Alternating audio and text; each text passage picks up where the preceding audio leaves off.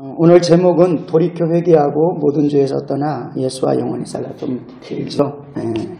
우리 한번 따라서 합시다. 돌이켜 회개하고 모든 죄에서 떠나 예수로 영원히 살자. 아멘. 그렇게 꼭 되어지기를 축원합니다.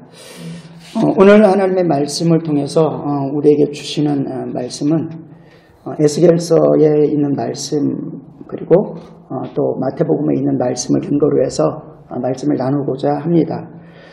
아담 이후에 죄 가운데 있는 모든 인간들은 살 길은 다른 게 아무것도 없었습니다. 죄 가운데 태어났거든요. 죄 가운데 살아가거든요. 그 길은 오직 하나님의 방법, 하나님의 뜻밖에 없고, 그리고 죽어진 우리로서는 예수밖에 없는 것입니다. 그래서 하나님의 말씀으로, 구약에서 보면 하나님의 말씀을 지키면 산다, 이런 표현들이 굉장히 많이 나옵니다. 근데 우리의 신약 속에서는 우리가 예수 그리스도의 보혈만 붙들면 산다. 그런데 보혈을 붙드는 은혜는 또 하나님의 말씀을 지키라고 주신 축복인 줄로 믿습니다. 믿음을 가지고 그 말씀을 지키려고 할 때, 때때로는 내가 지키지 못할 때 보혈이 필요한 것이지, 하나님의 말씀을 무작정 무시하는 사람들에게는 필요 없다는 것입니다. 그러면서 하나님 앞에 사는 것은 하나님의 말씀을 지켜라. 우리 한번 따라서 합시다. 하나님의 말씀을 지킵시다. 그게 사는 것입니다. 축복받는 길입니다. 근데 완벽하지 못하잖아요. 넘어지고 쓰러지잖아요. 넘어질 것을 대비해서 예수로 산다가 아니라 넘어지고 쓰러질 때 우리는 예수로 산다. 그러면서 우리는 세상의 죄악 가운데, 죄악의 풍습 가운데 살아갑니다. 이때 우리가 살 방법은 예수만 살 길이다. 다시 한번 따라합니다. 예수만 살 길이다. 예수만 살 길이다. 우리가 분명히 이러한 것들을 가지고 있어야 되는 겁니다. 그래서 하나님의 말씀과 그 안에서만 살 수 있고, 죄인에게서 살 수 있는 길은 예수 안에서만 살 수 있습니다. 그리고 예수 안에서 살 수 있다는 건 또 뭡니까? 그것은 예수 믿은 사람에게, 구원 얻은 사람에게 반드시 약속한 것이 있습니다. 성령님이십니다. 그래서 성령으로 아니하면 우리가 살 수 없습니다. 그래서 크게 구약의 백성에게 주로 주신 말씀 가운데 우리는 하나님과 하나님의 말씀을 경외함으로 산다. 두 번째는 죄악된 인간에게는 예수 그리스도의 보혈을 힘입어서 산다. 자, 이제 예수 그리스도의 보혈을 힘입었습니다. 예수 그리스도의 보혈을 붙드는 사람이 무조건 다 삽니까? 예수 그리스도의 보혈을 붙들고 죄악을 마구 짓는 사람이 예수 그리스도의 보혈을 붙드는 것은 아닐 것입니다. 그러니까 예수 그리스도의 보혈을 붙들었을 때 성령으로 산다. 그래서 세 번째는 성령으로 산다. 우리 따라서 합시다. 성령으로 산다. 여러분의 단계는 어떠한 겁니까? 예수님의 보혈로서 난 살아야 되는 단계입니다. 아니면 지금은 이제 예수 그리스도의 보혈을 넘어섰고 이제는 성령으로 살아가는 사람이 되길 원합니다. 그래서 여러분이 이 땅에 살아가는 시간을 성령으로 살기를 원합니다. 결단하는 거 중요합니다. 그러면서 오늘 우리가 읽었던 본문 가운데서는요, 의인이 있고 죄인이 있는 것을 볼 수 있습니다. 의인이 있고 죄인이 있는 것을 볼 수 있습니다. 여러분의 주변에 의인이 있으면 좋습니까? 악인이 있으면 좋습니까? 여러분 옆에 사람이 의인이면 좋습니까? 악인이면 좋습니까? 의인이면 좋죠. 의인이면 축복을 더 누립니다. 축복된 모습이 있습니다. 영적인 좋은 분들과 그래서 여러분들이 사귀기를 축복합니다. 영적인 좋은 분들과. 한번 옆에 좌우로 한번 보세요. 당신은 나에게 영적으로 좋은 분입니다. 앞뒤로. 우리 손민호 축복합니다. 옆에 다 해주잖아요. 당신은 나에게 귀하게. 앞뒤로도 그러한 존재인 줄로 믿습니다. 그래서 함께 있는 사람들이 축복인 거 복입니다. 다윗의 아들 중에 암논이라는 아들이 있었습니다. 근데 거기 다윗에게는 여러 아내가 있잖아요. 그 딸들 중에 마음에 드는 사람이 있었습니다. 근데 상사병이 난 거예요.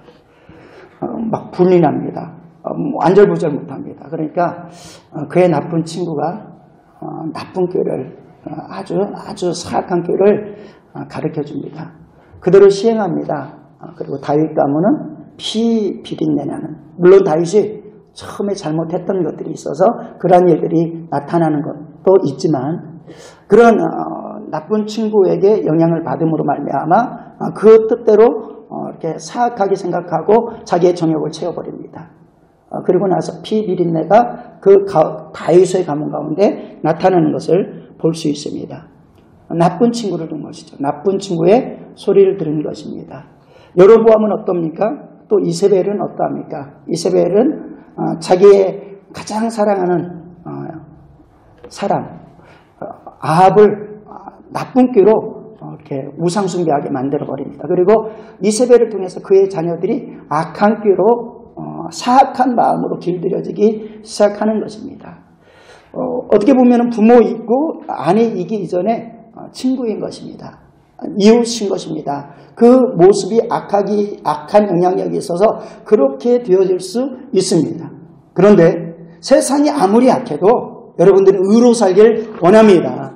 제가 이 말씀을 한 것은 좋은 친구 있으면 좋습니다. 좋은 부모 있으면 좋습니다. 좋은 믿음의 사람들이 있으면 그거보다 축복된 일이 없습니다. 좋은 나라에서 태어났으면 좋습니다. 여러분들이 북한에서 태어나가지고 예수 믿으면 죽여버리는 그러한 데서 태어나면 좋았겠습니까? 아니면 우리나라에서 태어나서 마음껏 예수 믿을 수 있고 복음이 증거되는 곳에서 태어난 것이 축복이라고 믿습니까? 대답을 하나도 안 하시네요. 네. 대한민국에서 태어난 게 축복이잖아요. 수많은 교회들이 있는 곳에서 태어난 게 축복이잖아요. 때때로는 왜 이렇게 교회가 많아? 술집보단 적습니다. 네. 그리고 왜 이렇게 교회가 다른 데 돈 써? 술집보다 덜 씁니다. 그리고 선한 일에는 능가하며 사용하는 줄로 믿습니다. 좋은 환경이 좋은 것이죠. 근데 왜 제가 이 말씀을 하냐면은 그럼에도 불구하고 성경에서 더 중요하게 가르치는 것은 다른 사람의 신앙보다 나의 신앙이 중요하다는 것입니다. 옆에 있는 사람의 신앙 중요합니다. 그런데 더 중요한 것은 나의 신앙이 더 중요한 줄로 믿습니다. 나의 신앙이 더 중요한 것입니다. 그래서 에스겔에서는 그렇게 말합니다. 노아, 다니엘, 욥 반복하면서 지칭합니다. 에스겔서 14장에 나오는 그런 말씀이었죠. 지칭합니다. 그런데 여기 아직 없습니다. 그런데 악을 행하면은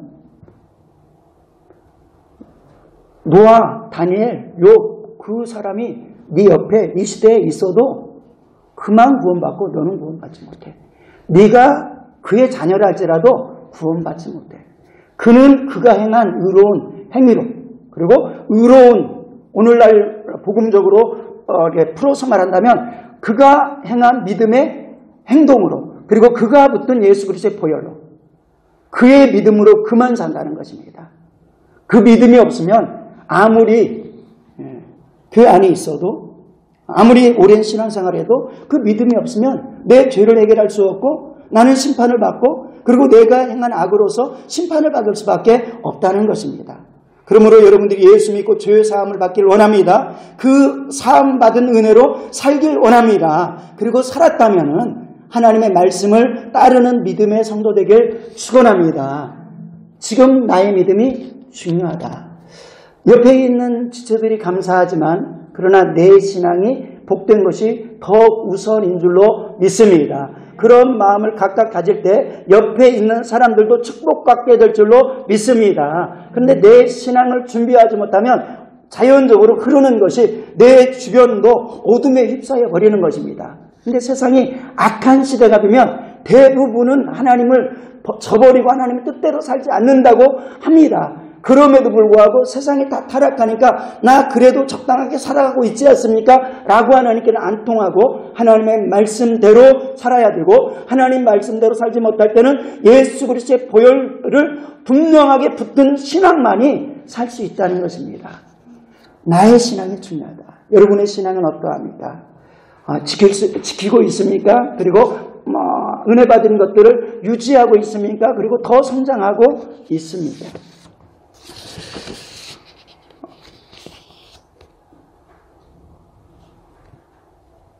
그러면서 한번 에스겔서 14장 4절에서 6절 말씀 한번 보도록 할게요. 예, 다 함께 합독합니다. 에스겔서 14장 4절에서 6절 말씀 시작. 너는 그들에게 말하여라. 나 주 여호와가 말하노라. 이스라엘 족속 중에 그 우상을 마음에 들이며 자기의 영혼들을 자기 앞에 두고 선지자에게로 가는 모든 자에게 나 여호와가 그 우상의 수요대로 구원하리니 이는 이스라엘 족속이 다 그 우상으로 말미암아 나를 떠나였으므로 내가 그들이 마음먹은 대로 그들을 저버리리라. 그런즉 너는 이스라엘 족속에게 이르기를 주 여호와의 말씀에 너는 마음을 돌이켜 우상을 떠나고 얼굴을 돌이켜 모든 가증한 것을 아멘. 그러면서 나 주 여호와가 말하노라. 이스라엘 족속 중에 우상을 마음에 들이며 죄악의 걸림돌을 자기 앞에 두고 선지자에게로 가는, 여기서 교회 안에서 있는 우리에게는 상관없다, 나는 하나님만 의지한다 라고 생각하지만은 여기에 본문에 보니까 선지자에게로 간다고 했습니다. 선지자에게로 가는데 하나님께 예배 드리러 나오는 것 같은데 진정으로 하나님께 나오지 않냐고, 자기가 원하는, 자기가 사악하게 품은 그것을 이루기 위해서 구한다. 그러니 하나님께서 받겠느냐라고 말씀하는 것입니다. 그러므로 온전하지 못한 신앙은 돌이켜 하나님이 원하는 온전한 신앙으로 선나가길 축원합니다. 예. 그리고 나서 우리에게 주시는 것, 오늘 계속 제가 말씀드리는 것은 현재의 신앙, 현재의 믿음과 신앙이 중요하다는 것입니다. 어떤 사람들은 과거의 신앙이 참 좋았습니다. 근데 지금은 신앙이 아닙니다. 스스로도 어떤 사람 생각할 때 나는 과거에 참 신앙이 좋았는데 지금 내가 왜 이렇게 됐지? 이런 사람 그래도 살 기회가 있어요. 그런데 어떤 사람은 내가 과거에 진짜 은혜로 살았던 것도 내가 왜 그렇게 살았지, 미쳤어, 이렇게 하면은 희망이 점점 더 소멸됩니다. 그리고 더 심각하게는 배도해가지고 나는 예수님을 알지 못해, 나는 예수님을 안 믿어, 내 주목을 믿지, 내가 괜한 시간을 낭비했어, 이건 희망이 없는 것입니다. 물론 이 땅에서는 그래도 희망이 있을 수 있지만 하나님께서는 끝까지 그를 건지려고 하지만 영적인 실제 가운데서는 전혀 희망이 없는 모습으로 치닫고 있다는 것입니다. 그러면서 수많은 성경 속에서는 말씀하는 것은 회복하는 그 은혜 속에 있는 것은 내가 그래도 과거에는 은혜 속에 있었는데, 내가 순수하게 기도하는 모습이 내 안에 있었는데, 이렇게라도 생각할 수 있는 사람은 회복이 되는 줄로 믿습니다. 뭘 말씀하는 겁니까? 그럼에도 불구하고 지금의 신앙이 중요하다. 과거에 그 어떤 것들을 했을지라도 지금의 신앙이 중요하다. 과거보다 오늘이 더 나은 신앙 되고 오늘보다 내일이 더 나은 신앙 되길 원합니다. 그런데 내일 더 나은 신앙이 되기 위해서는 지금이 더 중요한 줄로 믿습니다. 내일부터 기도해, 안 될 확률이 많습니다. 내일부터 성경 읽어, 안 될 확률이 많습니다. 내일부터 충성해, 안 될 확률이 많습니다. 내일부터 내가 이 일을 참여할 거야, 안 될 확률이 많습니다. 그러나 깨닫는 순간에 지금 신앙을 바로 세우는 것이 더 중요한 줄로 믿습니다. 기도하려면 지금 회개해야 되는 줄로 믿습니다. 돌이키려면 지금 움직여야 되는 줄로 믿습니다. 내일 하지, 벌써 내일 미래인 것입니다. 오늘부터 내가 회개할 일을 왜 내일부터 미룹니까? 복받을 일을 왜 내일부터 미룹니까? 오늘 내가 주님 뜻대로 살아가야 되는 일들을 왜 내일부터 미루는 것입니까? 그러므로 현재의 신앙이 중요합니다. 과거를 돌아보면서 돌이켜 하나님 뜻대로 살아라. 수많은 사람들이 정말 귀하게 그때도 타락했는데 억지로 그렇게 산 사람이 아니라 정말로 훌륭했는데 능력도 많이 나타나는 주의 종들이 가장 이제 넘어지는 것은 하나님의 은혜를 부어주셨잖아요. 말씀의 능력도 부어주셨잖아요. 질병을 치료할 수 있는 믿음도 주셨잖아요. 그런데 그걸 행하면서 나타나며 영혼이 삽니다. 하나님께 나아갑니다. 교회가 부흥됩니다. 수많은 영혼들이 살아납니다. 그러니까 당연히 그들은 하나님께 감사하지만 그 목회자에게, 선교사에게 감사합니다 라고 하면서 선교의 비용으로 쓰십시오. 왜? 이것은 귀한 겁니다. 소중한 겁니다. 왜? 이런 모습을 통해서 하나님의 일이 역사되고 성경도 그렇게 하라고 했기 때문에. 그런데 그 목회자는 스스로 한 것이냐? 스스로 당연히 받아야 될 거냐? 잘못되게 사용하고 버리는 것입니다. 그러니까 이 모습 속에서 타락되어진다는 것입니다. 타락되어져서. 그러면서 많은 사람들이 종교다원주의로 교회 안에서도 외칩니다. 예수만 구원받는 게 아니야. 모든 신에게도 다 구원받아.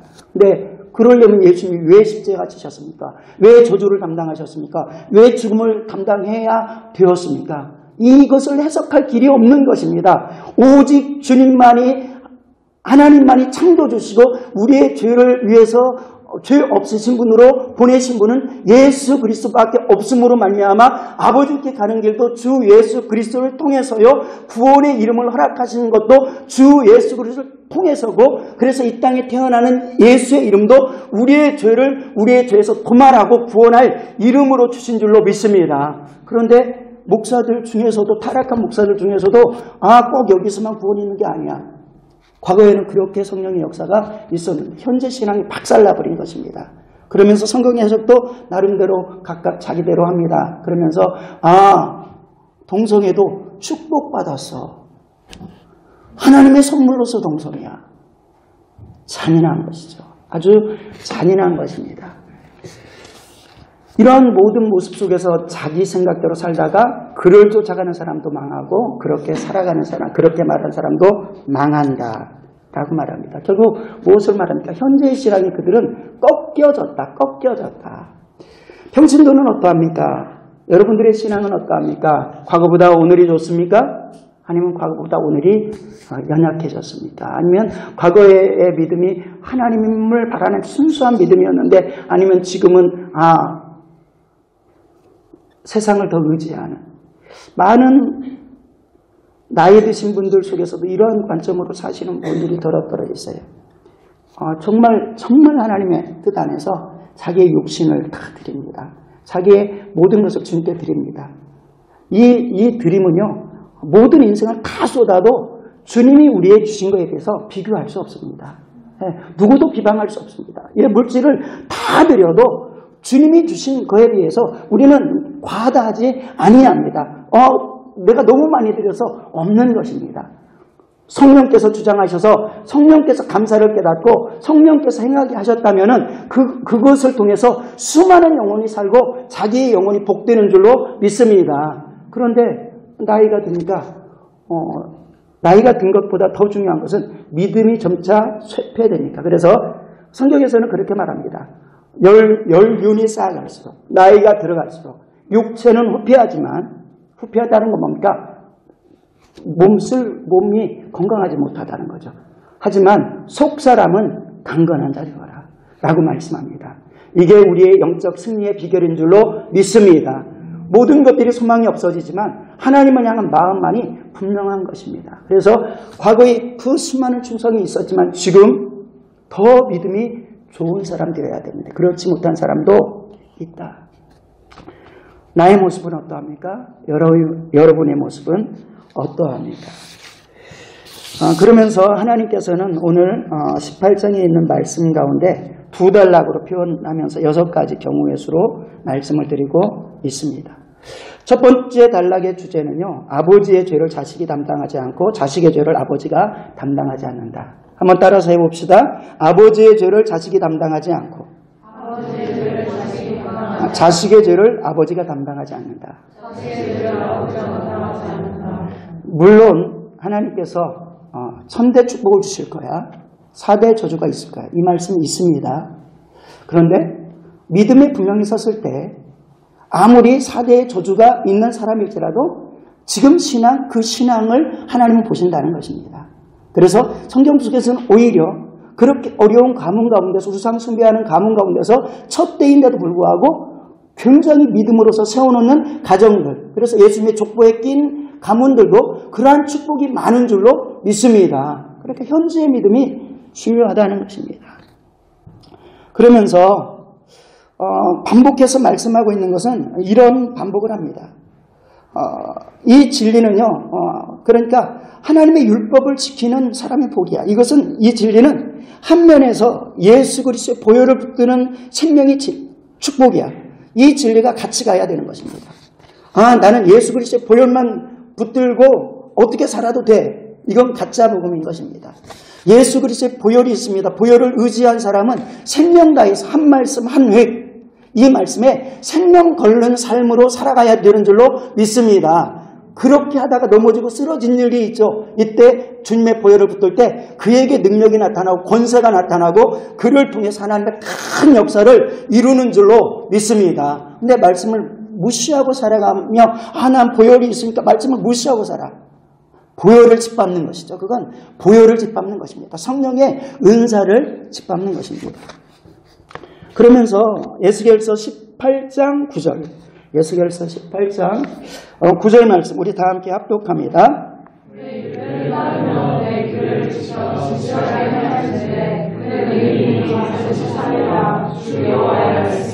사는 길이 뭡니까? 내 율례를 따르고 내 규례를 지켜 진실에 행할진대 그는 의인이니 반드시 살리라. 우리가 의인으로 표현할 때는 예수 그리스도의 보혈이 반드시 들어가야 됩니다. 그럼에도 불구하고 예수 그리스도의 보혈을 있는 자 중에 의인이 누구냐? 하나님의 말씀을 순종하는 사람이 의인이라는 것입니다. 그러지 못할 때 넘어졌을 때 또 예수 그리스도의 보혈을 붙들어야 되는 거죠. 그러면서 그는 반드시 살리라 주 여호와의 말씀입니다. 자, 구약에서는 이게 너무 선명합니다. 자, 그래서 18장 4절부터 9절까지 제가 쭉 그냥 간단하게 추려놓은 부분에 보면은 이런 사람은 살게 되어 있어.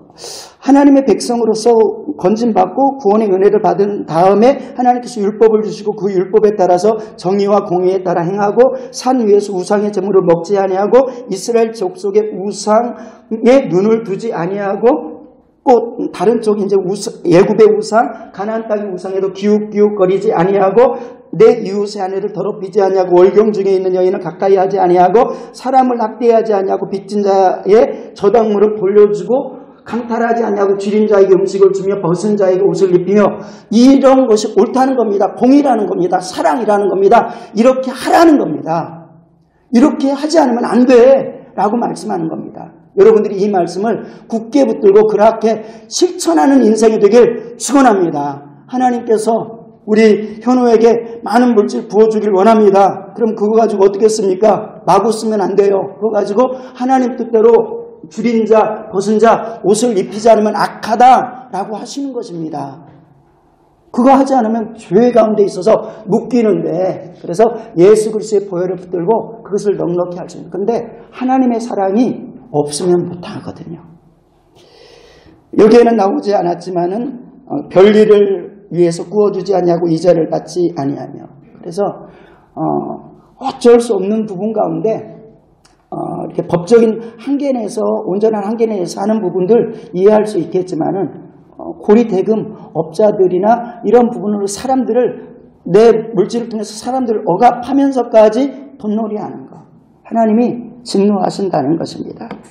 사람과 사이에서 진실하게 판단하며 이런 모든 것들 하면은 그래 살리라 이렇게 말씀합니다. 그리고 나서 두 번째는요, 그래 그렇게 잘 살았던 사람이 아들을 낳았다 하자. 아들을 낳았습니다. 그러면은 어떻게 살아야 당연합니까? 자, 여러분들이 믿음이 좋으면 그 아들을 낳으면 어떻게 살아야 당연합니까? 믿음이 좋게 살아야 당연한 거죠. 믿음이 좋게 살아갈 수 있는 확률이 더 많은 거죠. 왜? 그 부모님이 하나님을 대하는 그 모습을 봤으니까. 아브라함의 믿음을 보고 이삭의 믿음을 보고 야곱이. 그런데 그 다른 사람은 야곱 말고 에서는 잘못 살았습니다. 그죠? 사무엘 놀라운 축복의 사람인데 그 아들은 그러하지 못했습니다. 그러니까 그 부모의 신앙이 중요한 게 아니야. 예수님도 그렇게 말하는 거죠. 산상수훈에서 말씀하여 주시고 이 말씀을 듣는 자가 복 있는 게 아니야. 행하는 자가 복 있어. 부모가 옵니다. 형제가 옵니다. 예수님, 당신의 모친과 형제들이 왔습니다. 누가 내 형제예요? 내 가족이냐 친족이냐 하나님 말씀 뜻을 듣는 자가 아니라 행하는 자가 내 형제요 내 자매니라 라고 말씀합니다. 아브라함이 말합니다. 아니, 아브라함을 통해서 말씀합니다. 누가 아브라함의 믿음을 가지고 구원을 얻은 사람이냐? 이스라엘 백성이냐? 그들은 이스라엘 백성들은 신앙을 내려놓았다. 선민이라는 의식을 가지고 교만했다. 그래서 그 촛대가 옮겨져서 우리에게 부어졌다. 누구에게? 아브라함의 믿음을 가진 사람에게. 아브라함의 믿음을 가진 사람이. 그게 아브라함의 진정한 가족이라는 겁니다. 하나님의 영적 가족이라는 겁니다. 오늘날 교회 안에서도 누가 진정한 형제입니까? 예수 그리스도의 피로써 은혜를 나눈 사람들이 형제인 줄로 믿습니다. 이 형제는요, 가족보다 더 진합니다, 사실은. 이 형제 자매는 가족보다요, 이렇게 되어지면 더 진해요. 그리고 성령으로 하나 되어지는 형제 자매가 진정한 형제 자매가 된다는 것입니다. 그런데 그런 모습 속에서 아들을 낳았는데 그가 어떻게 합니까? 아까 말했던 대로 다 거꾸로 살아버립니다. 거꾸로 살면은, 자, 18장 13절 함께 합독합니다. 그를 위하여 구워주거나 기사를 박성하여 주되 그가 살겠느냐? 결코 살지 못하리니 이 모든 가증한 일을 행하였은즉 반드시 죽을지라. 자기의 피가 자기에게로 돌아가리라. 아멘. 네, 그 앞부분에 계속 그 반대 부분이 계속 설명한 거예요. 설명이 되어 있는 거예요. 그러면서 결론적으로 그 부모가 정말 믿음으로 살았는데 그 아들을 낳았는데 아들을 낳았다 하자. 근데 그 아들이 이렇게 행하여서 결국 이제 마지막으로 말합니다. 별일을 위하여 구워주거나 이자를 받거나 할진대 그가 살겠느냐? 결코 살지 아니하리라. 이 모든 가증한 일을 행하였은즉 반드시 죽을지라. 자기 피가 자기에게 돌아가리라. 부모님의 신앙을 붙들고 있어서 사는 게 아니라는 것입니다. 조상의 신앙을 붙들고 있어서 사는 게 아니라는 것입니다. 그리고 또 그가 또 자녀를 낳았습니다. 누구의 자녀입니까? 악한, 하나님 앞에 악한, 하나님 앞에 믿지 않는, 세상에서 포악한 그런 사람의 자녀가 나왔습니다. 그런데 그는 그 부모를 보면서 두려워했습니다. 하나님을 두려워했습니다. 큰일이다. 저렇게 살아서 망하는데 나도 저것 때문에 망하는 거 아닌가. 잘 살아야지 하면서 그 모든 대로 살지 아니하고 다시금 하나님의 말씀대로 아까 계속 반복됩니다. 이렇게 사는 속에서 하나님의 율법에 따라 살았다면 그 아버지가 아무리 죄가 있어도 그는 죽지 아니하고 살리라. 그러나 그 아버지는 그 죄대로 그 죄로 말미암아 죽으리라 라고 말씀합니다. 17절에서 18절 우리 다 함께 합독합니다. 손을 금하여 가난한 자를 압제하지 아니하며 별이나 일절을 받지 아니하여 내 의례를 지키며 내 의례를 행하였으되 이 사람은 그의 아버지의 재앙으로 죽지 아니하고 반드시 살겠고 그의 아버지는 심히 포악하여 그 누구를 강탈하고 백성들 중에서 선을 하지 아니하였으므로 그는 그의 재앙으로 죽으리라. 아멘. 자, 보세요. 이것은 첫 번째 단락의 세 가지로 요약한 그러한 메시지입니다. 종합해보면은 부모의 죄악의 악에 대해서 두려워하되 그 길로 가지 아니하고 하나님 말씀으로 돌이키면 산다는 것입니다.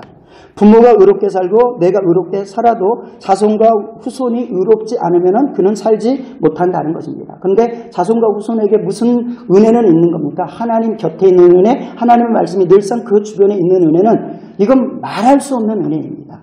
그 은혜를 감사할 수 있는 사람이 되어야 될 줄로 믿습니다. 그리고 여러분들이 지금 교회 안에 있는 것 자체 큰 은혜인 줄로 믿습니다. 우리 현우에게도 큰 은혜인 줄로 믿습니다. 누가 현우 데리고 기도원에 그렇게 데리고 가려고 하겠어요? 기도원에 어떻게 갔다 오겠습니까? 또 거기에서 아주 이게 뭐죠? 무슨 수모랬죠? 노래를 아주 잘했어요. 네. 아주 이렇게 다들 깜짝 놀라요. 큰 달란트가 있는데 그 달란트를 이제 하나님을 위해서 귀하게 사용할 줄로 믿습니다. 그것도 어떻게 보면은 사모의 친구의 아들이기 때문에 그죠? 그렇습니다. 근데 그럴지라도 아들일지라도 그의 신앙으로 산다. 그의 믿음으로 산다. 그의 축복으로 축복이 되어진다. 그렇기 때문에 우리 사랑하는 제일 늦게 믿음의 방주에 타는 우리 현우에게도 모든 사람을 앞질 수 있는 신앙이 충분히 있을 수 있다는 것을 가지길 원합니다. 오늘 말씀이 그것을 말씀합니다. 미리 가졌다면, 미리 믿었다면, 부모님이 믿는다면 그 축복을 다 가지는 귀한 삶이 되길 원합니다. 그래서 앞에 첫 번째 단락이 맞춰지고요. 그러면서 우리가 감사하고 사는 것은 결국 성령으로서 살아가야 된다는 것이고요. 두 번째 단락의 메시지는 나와 후손의 문제가 아닙니다. 나와 후손에 관한 문제가 아니고 나와 또 조상에 관한 문제가 아닙니다. 이것은 무엇에 관한 문제냐면 나의 과거와 나의 현재의 삶입니다. 나의 과거는 어떻고 나의 현재는 어떤가? 우리 과거는 어떻고 현재는 어떤가? 이 삶의 문제입니다. 그리고 그것은 미래를 결정할 것입니다. 그래서 지금 이 시간에 여러분들이 나는 지금 믿음이 그러나 지금 믿음으로 결단하는 순간에 미래가 방향이 결정되어지는 줄로 믿습니다. 그리고 오늘 그렇게 살아야 됩니다. 내일 그렇게 살아야 되는 것입니다. 자, 분명히 아까도 말했지만 부모가 또는 조상이 나라가 잘 될 경우에 천대 축복의 약속이 있었어요. 아브라함이 경유하니까 내가 너희 후손 복받게 할 거야. 그건 구원에 대한 진리이기도 하지만 중요한 것입니다. 그리고 또 개인의 과거 신앙도 전혀 상관이 없을까요? 상관은 있어요. 왜냐하면 히스기야가 우상 숭배하는 나라를 종교개혁을 했습니다. 믿음으로 개혁했어요. 근데 죽게 되었습니다. 죽을 병이 걸렸습니다. 근데 그의 기도를 어떻게 드리고 있냐면은 그렇게 드리고 있습니다. 내가 과거에 하나님 뜻대로 행한 것을 돌아보사 기억하여 주사 나를 살려주십시오. 과거 했던 것이 있습니다. 그리고 지금 죽게 된 모습이 있어요. 근데 과거를 끄집어내서 내가 하나님께 이렇게 드렸으니 하나님 살려주세요. 근데 중요한 것은 지금 신앙이 기도하는 신앙이 되었다는 것입니다. 하나님을 지금도 의지하고 있다는 것입니다. 그러므로 그 신앙 때문에 사는 15년 더 연장되는 은혜를 입은 줄로 믿습니다. 그런데 사실은 그때 죽었으면 더 행복했습니다. 더 삶으로 말미암아 오히려 믿음에서 흩어진 것이죠. 내일을 지키지 못한 것입니다. 내일이 더 타락한 것입니다. 느헤미야도 기도해서 보여줍니다. 내가 이렇게도 안식일을 지켰습니다. 안식일 지키지 못하는 사람들과 싸웠습니다. 내가 혼합하여서 결혼해서 교회를 막 무너뜨리는 사람들과 싸워서 이겼습니다. 하나님 이것을 기억하사 나와 우리 가족과 우리 민족을 축복하여 주시옵소서. 과거에 했던 영적인 싸움에 그것을 하나님께 드리는 겁니다. 그러니까 하나님께서 받아주셨어요. 그러니까 여러분들이 한 과거가 충성이 지금 현재 믿음이면 지금 현재 여러분들이 돌았으면 지금 현재 하나님을 붙들면 반드시 축복으로 배가 되고 천배로 만배로 이 땅에서 영혼에 그리고 영원히 있는 줄로 믿습니다. 그런데 이 신앙이 깨지면 과거에 있는 것이 아무 소용없다 라고 말씀합니다. 과거에 했던 것이 아무 소용없다. 에스겔서 18장 20절에서 21절 말씀 누가 한번 읽어줄래요? 네, 의원이가 한번 읽어주세요. 공자는 그 영혼은 죽을지라 아들은 아버지의 죄악을 담당하지 아니할 것이요 아버지는 아들의 죄악을 담당하지 아니하리니 의인의 공의도 자기에게로 돌아가고 악인의 악도 자기에게로 돌아가리라. 그러나 악인이 만일 그가 행한 모든 죄에서 돌이켜 회나되 모든 율례를 지키고 정의와 공의를 행하면 반드시 살고 죽지 아니할 것이라. 아멘. 그리고 24절 우리 다 함께 합독합니다. 시작. 만일 의인이 돌이켜 그 공의에서 떠나 범죄하고 악인이 하는 모든 가증한 일대로 행하면 살리느냐. 그가 행한 공의로운 일을 하나도 기억하게 되지 아니하니 그가 그러한 허물과 수치의 문제로 죽으리라. 현재의 믿음이 살아있어야 과거의 축복, 조상의 약속된 축복이 나의 축복이 된다는 것입니다. 여러분들의 신앙이 그래서 현재가 중요한 줄로 믿습니다. 그리고 이 시간 예배가 중요한 것입니다. 그것을 여러분들이 기억하고 그러면서 결론적으로 세 가지 정도의 당부, 메시지를 하고 있습니다. 그렇기 때문에 세상에서는 죄인이 있고 망하는 사람들이 있기 때문에 그리고 의인이었다가도 넘어지는 사람이 있기 때문에 파수꾼이 필요하다. 전도하는 사람이 필요하다. 서로 깨우치는 사람이 필요하다. 악인을 행해서 전도하여서 살려라. 의인이 타락하지 않도록 전도하면서 살려라. 타락한 의인이 회개하도록 전도하면서 살려라. 같이 소리치자. 어떠한 마음으로? 주님의 마음으로. 이게 에스겔 3장과 에스겔 전체에 우리에게 주시는 명령이고, 그리고 성경 전체에서 우리에게 주시는 명령입니다. 죄인이냐? 살아라. 회개하고 살아라. 그리고 너희가 구원받았느냐? 그러면 복음을 증거하고 살아라. 그리고 또 타락한 사람이 의인이었다가 타락하는 사람 방관하지 말고 울면서 기도하면서 일으켜 세워라 라고 말씀하죠. 그러면서 하나님께서는 파수꾼을 찾으십니다. 영적인 일꾼을 찾으시는 거죠. 주님께서도 일꾼을 택하시기도 합니다. 그리고 추수꾼을 만들기도 하십니다. 그리고 우리들에게 추수꾼을 위해서 구하라고도 하십니다. 먼저 내가 추수꾼, 온전한 추수꾼 되어지길 원합니다. 파수꾼 되어지길 원합니다. 여러분 모두가 하나님이 인정할 만한 파수꾼이 되어지고 추수꾼이 되어지길 원합니다. 그리고 우리가 더불어서 기도할 것은 하나님 추수꾼을 보내어주세요. 기도 하나님께서 하라고 하셨습니다. 그러니까 우리가 성장해가지고 추수꾼 되는 것도 중요하지만 추수꾼 보내주세요. 자, 한번 봅시다. 마태복음 9장 35절, 마태복음 5장 37절에서 38절 말씀만 합독합니다. 시작. 모든 주시와 마을에 들어가는 자 그들의 회당에서 가르치시며 천국 복음을 전파하시며 모든 병과 모든 약한 것을 고치시니라. 우리를 보시고 불쌍히 여기시니 이는 그들이 목자 없는 양과 같이 고생하며 백진하리라. 우리의 제자들에게 이르시되 추수할 것은 많은데 일꾼이 적으니 그러므로 추수하는 주인에게 전하여 추수할 일꾼들을 보내주소서 하라 하시니라. 아멘. 그죠?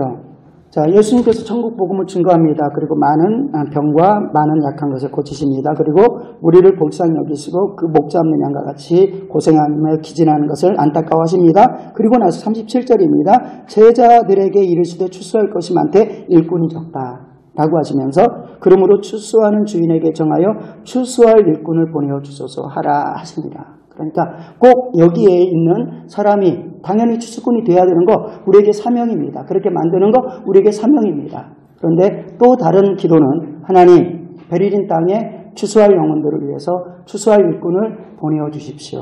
여러분들이 함께 기도해야 될 줄로 믿습니다. 이런 기도가 필요하다는 것입니다. 그래서 전도와 선교에 대한 절대성을 이렇게 강조해 줍니다. 두 번째는요. 내가 돌아서라. 그러니까 하나님께서는 돌아서라. 망한다. 이렇게 말하고 있는 것입니다. 돌아서지면 않으면 안 돼. 에스겔서 18장 28절에 보니까 그가 스스로 헤아리고 그 행한 모든 죄악에서 돌이켜 떠났으니 반드시 살고 죽지 아니하리라. 돌이켰기 때문에 자기를 헤아리고 무엇으로 헤아렸을까요? 들은 말씀에 의해서 던져진 말씀에 의해서 선포된 말씀에 의해서 나를 돌아보고 예배를 통해서 나를 돌아보고 내가 하나님께 온전히 예배자가 안 되었구나. 하나님께서 나를 싫어할 수밖에 없는 삶을 살았구나. 하나님을 의지하지 않냐고 세상을 더욱더 의지했구나. 돌이켜서 하나님께 나아갈 때 근데 하나님께서는 돌이키길 원하신다는 겁니다. 돌이키길 원해서 재앙도 믿는 자에게는 재앙도 허락하시는 것입니다.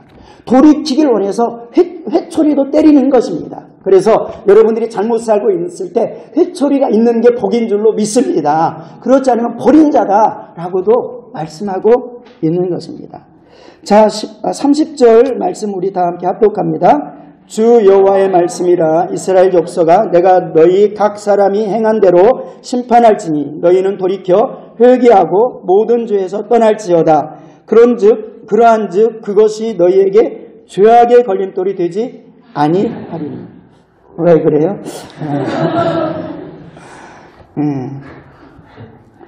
그죠? 결국 여기서도 돌이켜 이겁니다. 너 잘 살았었잖아. 돌이켜. 지금대로 그대로 나가면 너 하나님 너무 무시하는 거야. 돌이켜.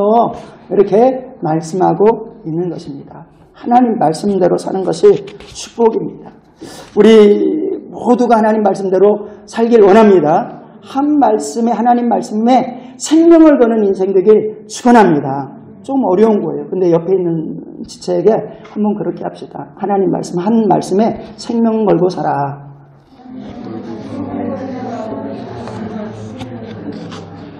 네, 그렇게 하시기 바랍니다. 네.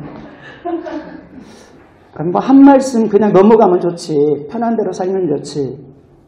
그게 하나님 앞에 값질거니까요. 목숨을 내어놓고 그 말씀을 지키고 소중히 여기고 소중히 여기다가 목숨이 달랑 끊어져 나갈지라도 말씀을 지킨 것이 소중할까요?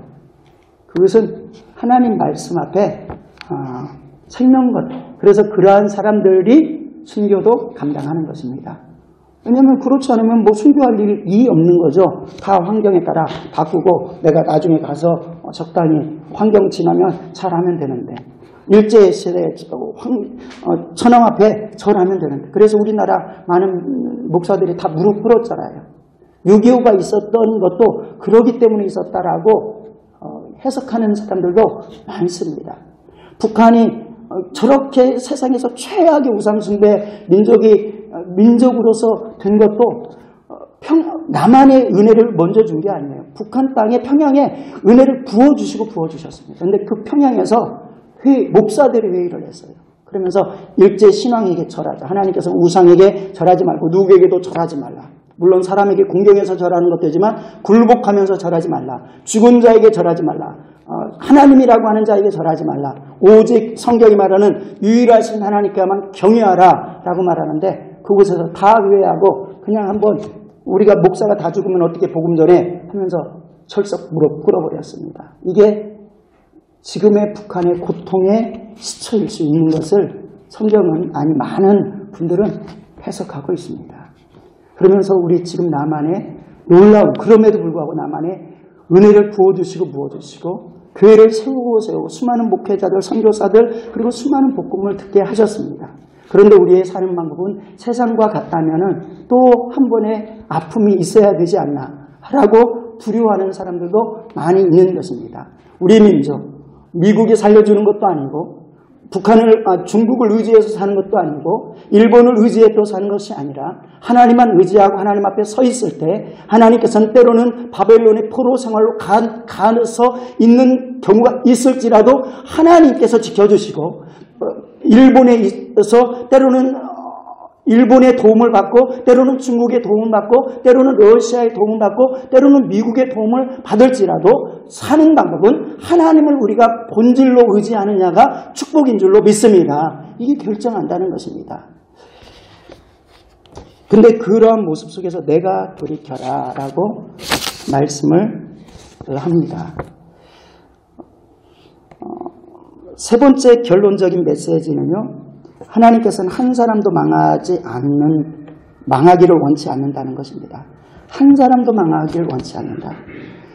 18장 23절 우리 다 함께 합독합니다. 주 여호와의 말씀입니다. 내가 어찌 악인이 죽은 것을 조금인들 기뻐하랴. 그가 돌이켜 그 길에서 떠나 사는 것을 어찌 기뻐하지 아니하리라. 32절이요. 시작. 주 여호와의 말씀이라. 죽을 자가 죽는 것도 내가 기뻐하지 아니하노니 너희는 스스로 돌이켜 살지니라. 아멘. 결국 하나님께서는 어찌 악인이 죽는 것인들 조금이라도 기뻐하랴. 책만 받고 회개하지 않으면 죽을 길로 갈 수밖에 없어요. 그래서 하나님께서는 예수 그리스도의 보혈을 보내주셨어요. 살 길을 보내주셨어요. 밧줄을 보내주셨어요. 그런데 잡지 않는 것입니다. 스스로 살려고 하는 것입니다.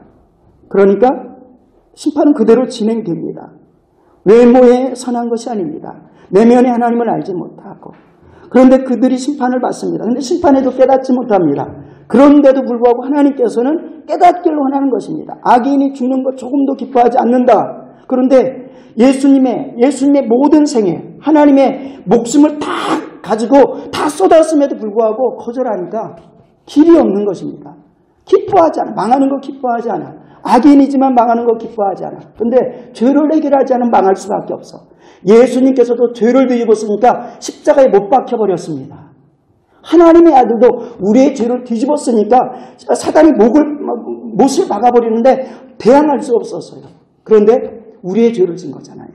진짜 죄가 없잖아요. 그래서 무덤 가운데서 약속대로 살아나사 예수님이 죄 없음을 선포하시고 그 죽으심은 우리의 죄를 짊어지고 죽이신 것이 선포되었기 때문에 그것을 믿을 때 우리의 죄악도 용서받는 줄로 믿습니다. 이 은혜로 사는 것이죠.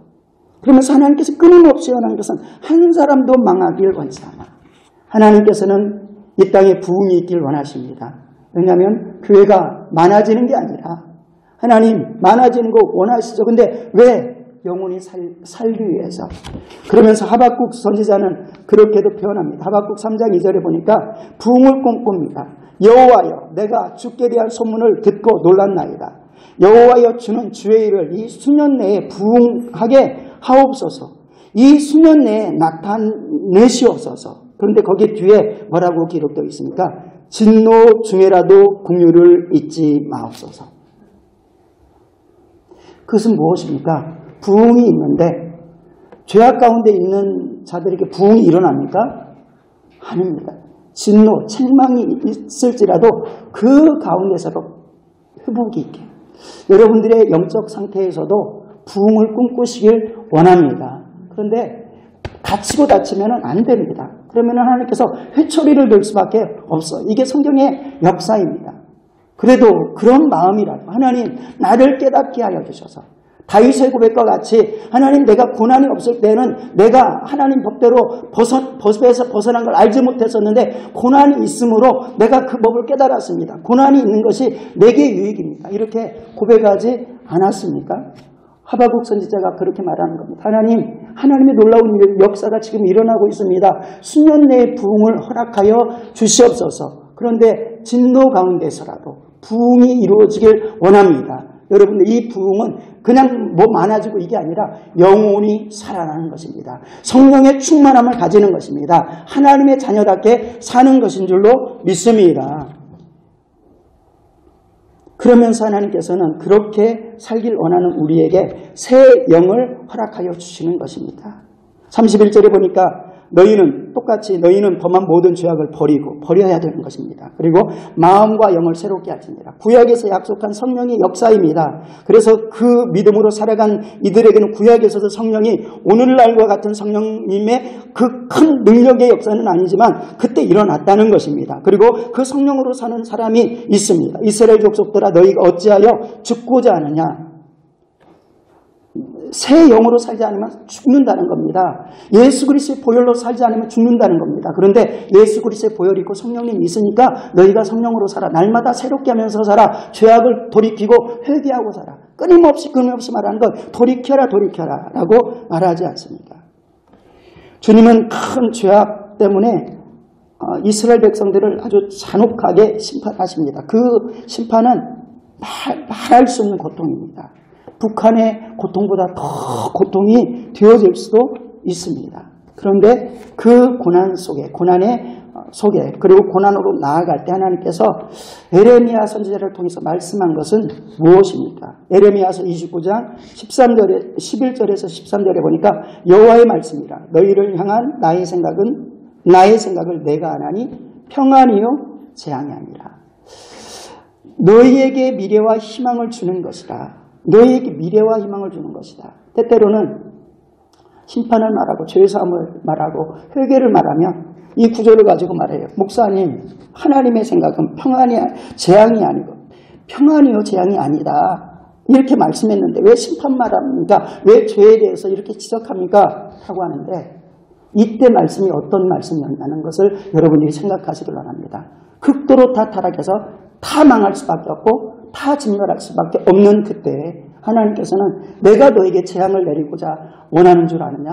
내가 원하는 것은 악인도 살길 원해. 악인도 한 사람이라도 망하는 걸 원치 않아. 그러면서 내가 너에게 바라는 것은 평안이요 재앙이 아니다 라고 말씀합니다. 그러면서 그들에게 요구하는 것은 뭡니까? 12절에 보니까 너희가 내게 부르짖으라.